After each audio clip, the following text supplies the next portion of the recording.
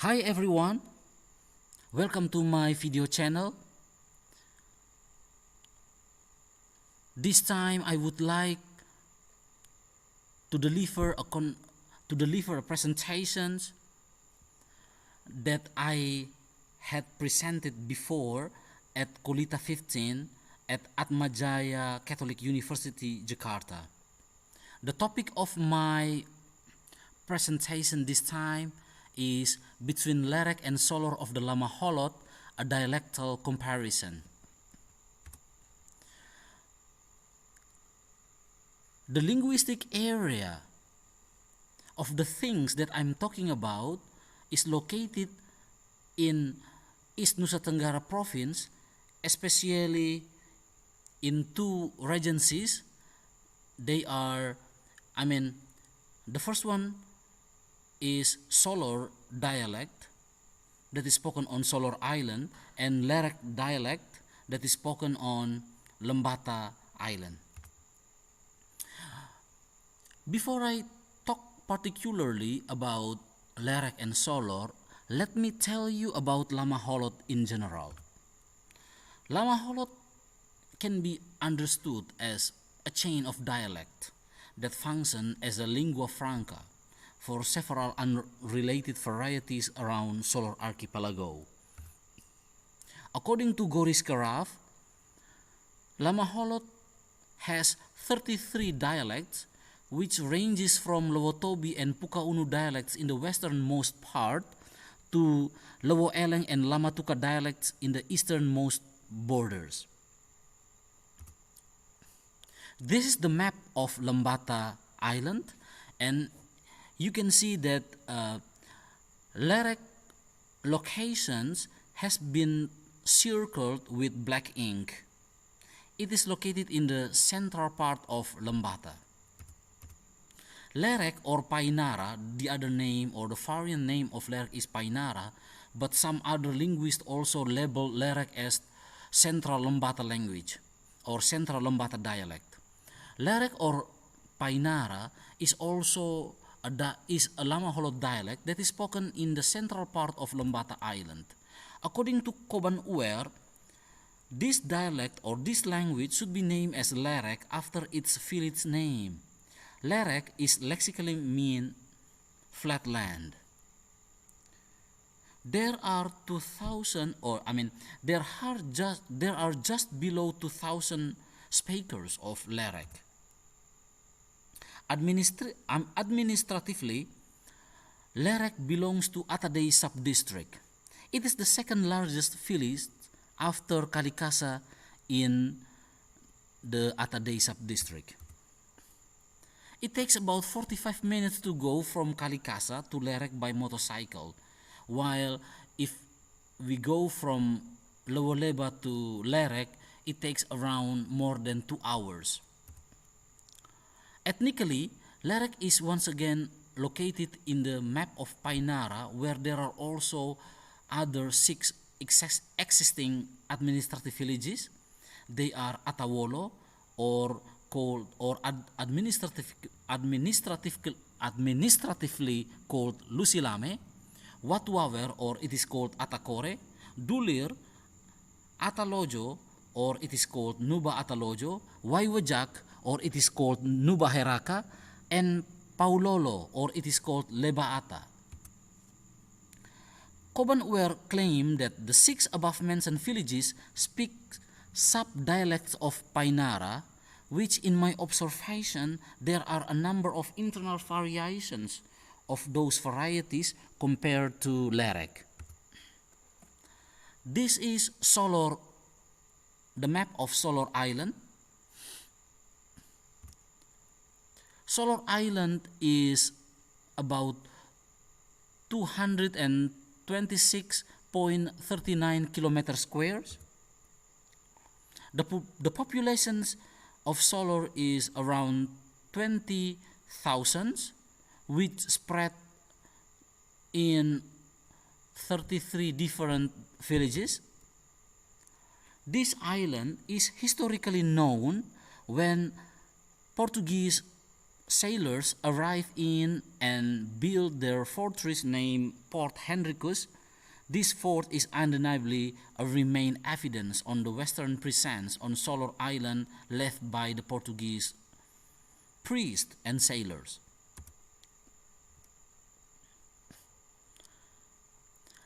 According to Goris Keraf, there are two main dialects of Lamaholot spoken on Solor Island. The first one is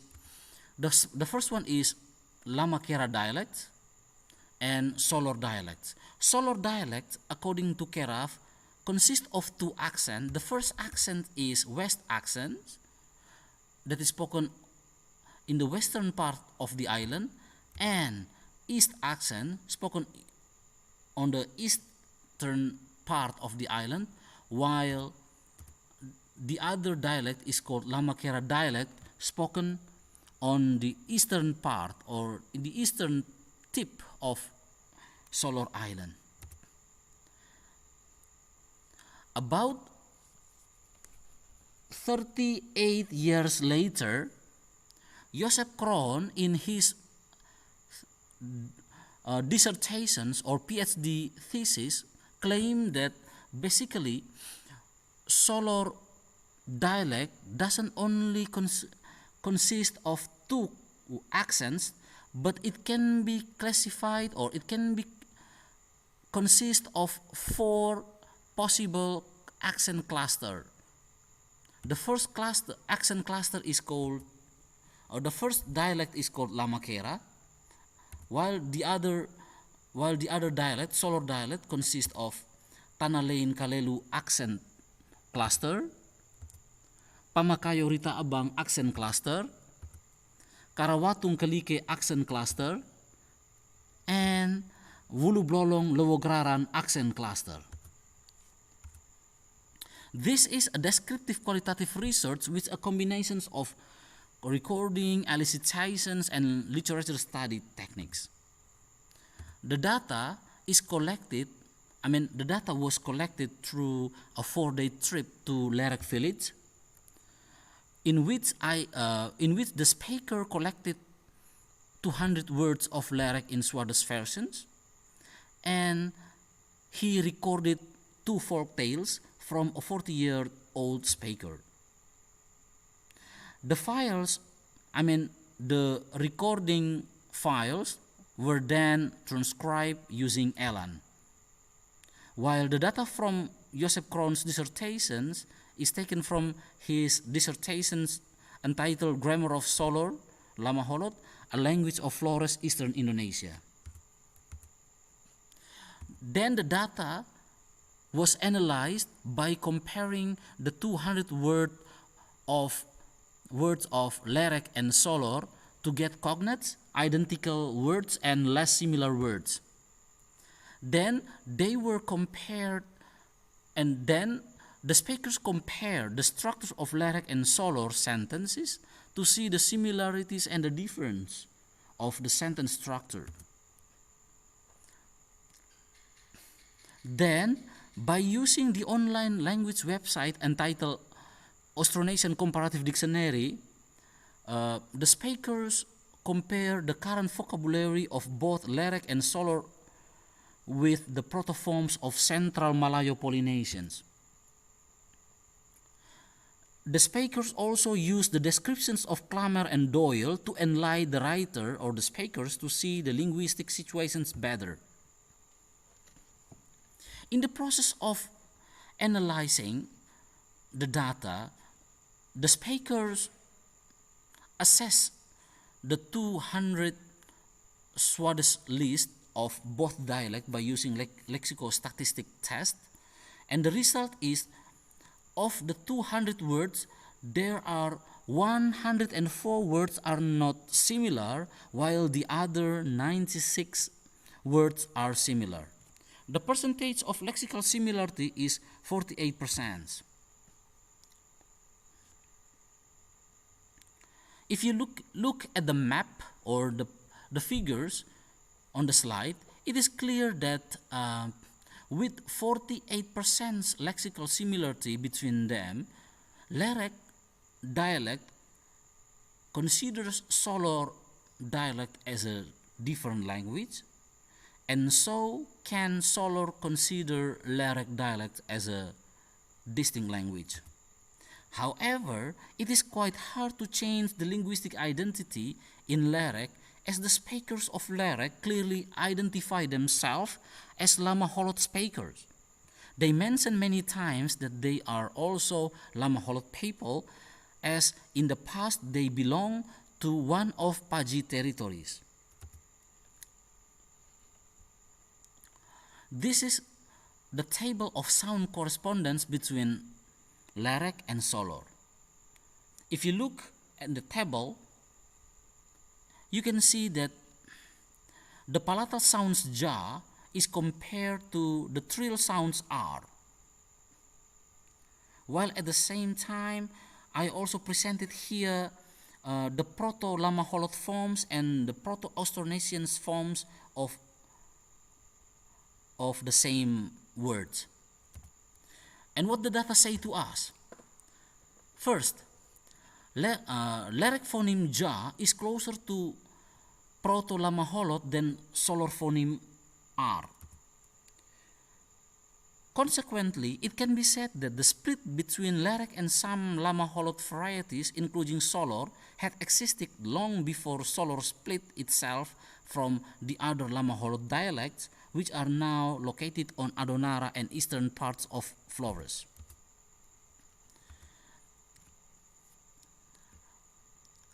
What can be drawn from the second hypothesis is that Lerek, the split between Lerek and the other Lamaholot varieties spoken on Adonara and East Flores happens like this. So Lowotobi, and then Lowolema, and then Waibalun, Waiwerang, Nusatadon, and Solor. While Lerek has ja palatal sounds, Lowotobi has trill sounds, R. Lowolema also has R. Waibarun has R. Waiwerang has R. Nusatadon has R. And Solor has trill sound R. Let us consider the difference in making plural between Solor and Lerek. This is Solor examples of making plural. Look, Rai seru lango. So they burn, it means they burn a house. Rai seru lango mita. Lango mita. They burn a black house. Lango mita, black house. Although one is not explicitly written, but everybody understand it as a one house. Rai seru lango mita rua. It means they burn two black houses. So lango mita rua, two black houses. Two in Lamaholot, two is rua. So lango mita rua means two black houses. What happened? What happened with Lerek? Look, this is the example of Lerek sentence. Unay dabo datalekan. They burn the houses. So una means house, and morpheme ya morpheme indicates plural. Una mitamay dabo datalekan. They burn the black houses. Una mitamay. Dabo una mitamay. So house, black, and then plural. Una mitam juay dabo datalekan. They burn the two black houses. So what we got from the examples? Look, it is clear that the plural in Solor is lexically marked, while for example number like lango rua or for in other Langorua means two houses, or Watolema, two stones, or Labu Pulo means 10 clothes, or they can say Ara means many or much, Ara. While in Lerek, the plural is morphologically marked. The morpheme is ya with iya as the allophone. If you looking back to una mitamay, so not mitami but mitamay, so may is the allophone of ya. Ay is the allophone of ya, sorry. The plural marker is able to attach to any word class that is located in the final positions of the rightmost word in a noun phrase. Rightmost, so unay dabo, and then unay mitamay, unay dabo, and then una mitamay dabo, and then una mitam juay dabo. So it is located in the final positions of the rightmost word in a noun phrase. Let us talk about Papuan features in Lerek. Once again, I would like to stress that there is a regular correspondence between Solor, trill sounds R in Solor, and palatal sounds Ja in Lerek. And the second one, plural marking strategy in Solor is lexically based, while in Lerek it is morphologically based.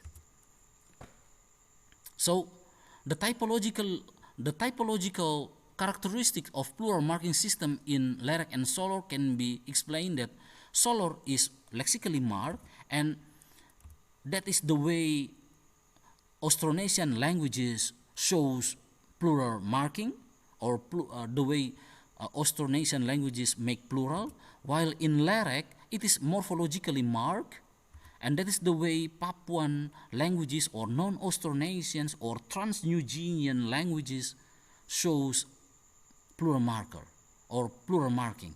Sorry. To compare Lerek and to show how non-Austronesian languages have morphologically marking system to show plural, let us compare Lerek with Makasay and Fataluku, both non-Austronesian languages spoken in Timor-Leste.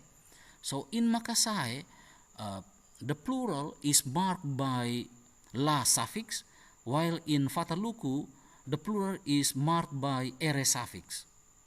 So in non-Austronesian languages, plural is made by attaching new morpheme, a morpheme in its noun word, while it is clear that in Austronesian languages, if you want to make it plural, you just put a word, whether it is a number or just to mention many or much, something like that.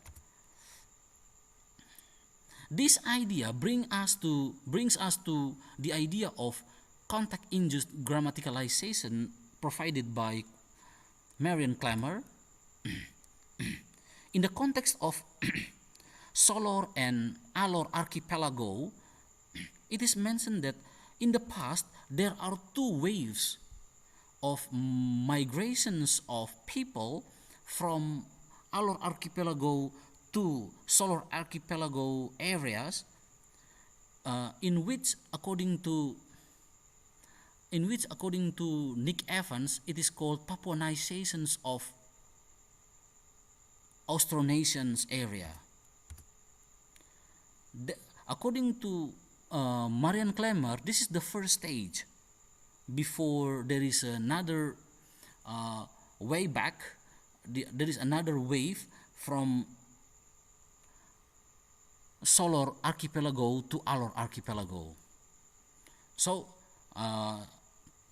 speaking once again, So in the prehistoric time, there is a migration. There was a migrations between people from people in Alor archipelago to Solor archipelago.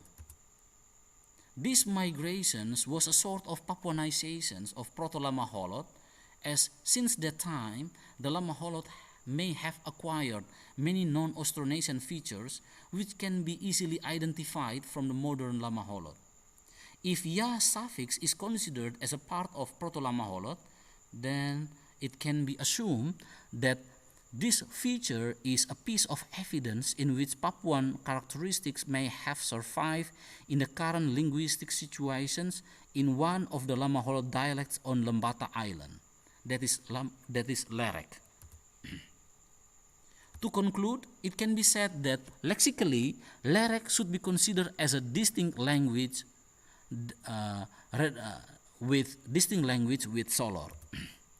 However, the history and the sociolinguistic situations of Lerek speakers make it clear that Lerek community still maintains their Lamaholot characteristics.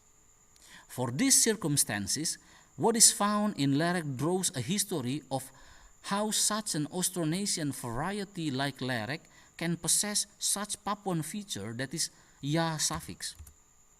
Furthermore, what we learn from Solor and Lerek show us a sort of linguistic complexity which is dominantly due to contacts of speakers from two different language groups.